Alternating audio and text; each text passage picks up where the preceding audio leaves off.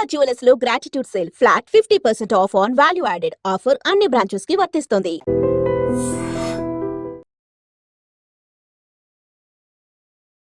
అనేటువంటి విషయాన్ని నిన్న నల్గొండకు సంబంధించిన ఎస్పీ స్వయంగా మీడియా సమావేశం పెట్టి చెప్తే గాని ఈ హత్య వెనకాల ఇంత పెద్ద స్టోరీ ఉందా అనేసి మనకైతే అర్థమవుతోంది. యాక్చువల్లీ సురేష్, ఈ ఫోటోషాప్ యజమాని పేరు వచ్చేసి సురేష్కి ఇంకొక తమ్ముడు ఉన్నాడు, ఆయన పేరు వచ్చి నరేష్. అతనికి 2017లో వివాహమైంది. కేవలం 3 సంవత్సరాలు మాత్రమే తన భార్యతో కలిసి జీవించాడు. ఆ తర్వాత విడిపోయినటువంటి సిచ్యువేషన్. అయితే ఇప్పుడు ఈ అల్లుడు ఎవరైతే ఉన్నారు, ఇప్పుడు నరేష్ అనే వ్యక్తి ఎవరైతే ఉన్నారో, పిల్లనిచ్చిన మామ ఎవరైతే ఉంటారో ఆయన పేరు వచ్చేసి వెంకటయ్య. ఆయన కూడా ఎవరు అంటే రిటైర్డ్ ఎక్సైజ్ సిఐ వెంకటయ్య. ఆమె కుమార్తె పేరు వచ్చి ఉమామహేశ్వరి. ఈమెని ఇప్పుడు ఈ నరేష్ అనే వ్యక్తికి ఇచ్చి వివాహం చేస్తే ఆయన 3 ఏళ్ళు కాపురం చేసిన తర్వాత విడిపోయిన పరిస్థితి. అంటే ఇప్పుడైతే కేసు అయితే పెండింగ్లో ఉంది, అంటే డైవర్స్కి సంబంధించిన కేసు పెండింగ్లో ఉంది. యాక్చువల్లీ నరేష్ ఎవరైతే ఉన్నారో ఆయన ఇంకొక లేడీతోని కలిసి ఉంటున్నాడు అని తెలుసుకున్నాడు ఇప్పుడు పిల్లనిచ్చిన మామ.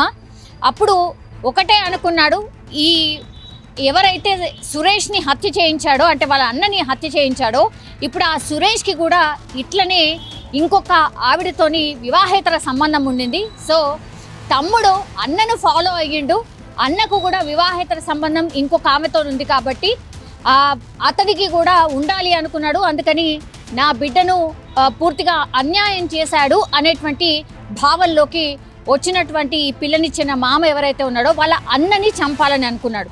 సో పథకం ప్రకారం అన్నని చంపితే ఇప్పుడు అల్లుడు ఎవరైతే ఉన్నారో ఇంకా కేసు గీసు అన్నీ పక్కకి వెళ్ళిపోతాయి, ఇంకా సరిగ్గా మళ్ళీ నా కూతురుతో కలిసి ఉంటారు, వాళ్ళిద్దరు కూడా జంటగా కలిసి ఉంటారు అని భావించాడు. అందుకని అన్నని హత్య చేయించాలని భావించాడు. అందులో భాగంగానే సుపారీ ఇచ్చి ఆయనను ఆశ్రయించింది ఈయన ఎవరిని ఆశ్రయించాడంటే స్కౌట్ డిటెక్టివ్ ఏజెన్సీ నడుపుతున్నటువంటి ఒక వ్యక్తిని, నేవీలో పనిచేసి రిటైర్ అయిన వ్యక్తిని ఆశ్రయించడం.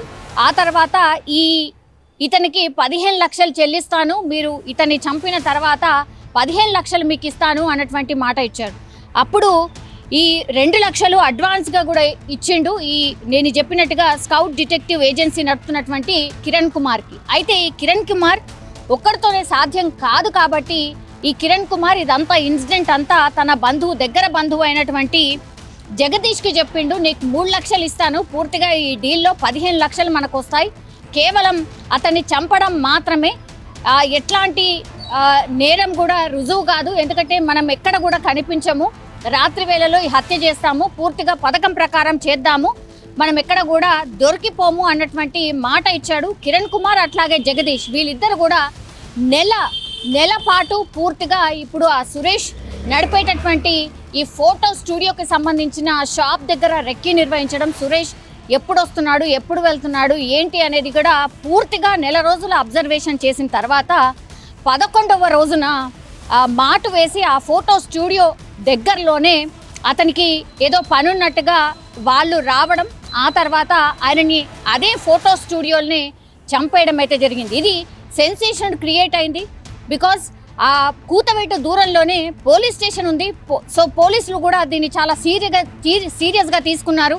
అట్లాగే ఈ డిటెక్టివ్స్ ఉన్నారు కాబట్టి, ఇందులో ఇన్వాల్వ్ అయి ఉన్నారు కాబట్టి ఎక్కడ కూడా తమ పైన రాకుండా పూర్తిగా జాగ్రత్త పడే ప్రయత్నం చేశాడు కిరణ్ కుమార్ అనేటువంటిది చెప్తున్నారు. అదే ఇప్పుడు స్కౌట్ అండ్ డిటెక్టివ్ ఏజెన్సీ నడుపుతున్న కిరణ్ కుమార్.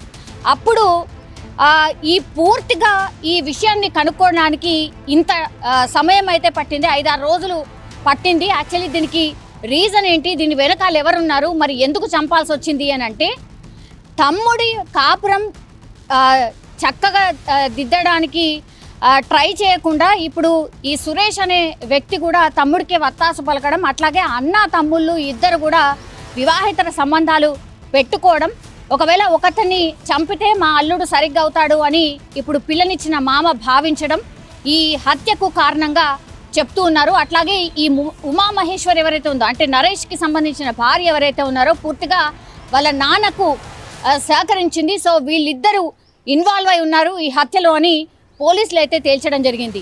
ఇవంతా చూస్తుంటే ఏదో సినిమా స్టోరీ లాగానో లేకపోతే సినిమాలో చూపించినట్టుగా పూర్తిగా రెక్కీ నిర్వహించడం, ఆ తర్వాత ప్లాన్ ప్రకారం దీన్ని ఇంప్లిమెంట్ చేయడం, అన్నని చంపితే తమ్ముడు దారికొస్తాడు అనుకోవడం, కాపురం పూర్తిగా చక్కదిద్దుతారు అని భావించడం, ఇవన్నీ అసలు ఎట్లా సాధ్యమవుతాయి? నిజంగానే ఇప్పుడు ఒకవేళ కేసు నడుస్తోంది, ఆ బిడ్డను ఆల్రెడీ వదిలేశాడు, ఆ తర్వాత ఇంకొక ఆమెతో ఉంటున్నాడు, వాళ్ళకు కూడా ఒక బాబో పాపో ఉన్నారు. అట్లాంటి టైంలో ఇప్పుడు ఈ అల్లుడు మారిపోయి పూర్తిగా బిడ్డతో కలిసి ఉంటాడు అని భావించడం ఏంటి అనేది అది పూర్తిగా నాన్ సెన్స్ అనేది. మా అన్నను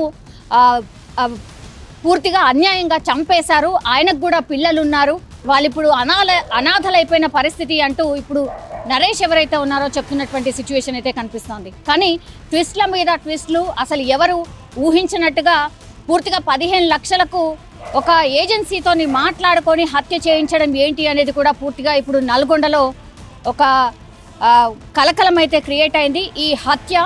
సో పోలీసులు అయితే సక్సెస్ఫుల్గా ఛేదించారు. ఇప్పుడు ఎవరైతే ఉమామహేశ్వరి ఉన్నారో అట్లాగే వాళ్ళ నాన్న ఎవరైతే వెంకటయ్య ఉన్నారో వాళ్ళిద్దరిని కూడా అదుపులోకి తీసుకున్నారు. అట్లాగే వీళ్ళు ఎవరైతే ఈ రెక్కీ నిర్వహించి హత్య చేశారో ఈ డిటెక్టివ్ ఏజెన్సీ వాళ్ళను కూడా ఇప్పుడు పోలీసులు అదుపులోకి తీసుకున్న సిచ్యువేషన్ అయితే కనిపిస్తోంది.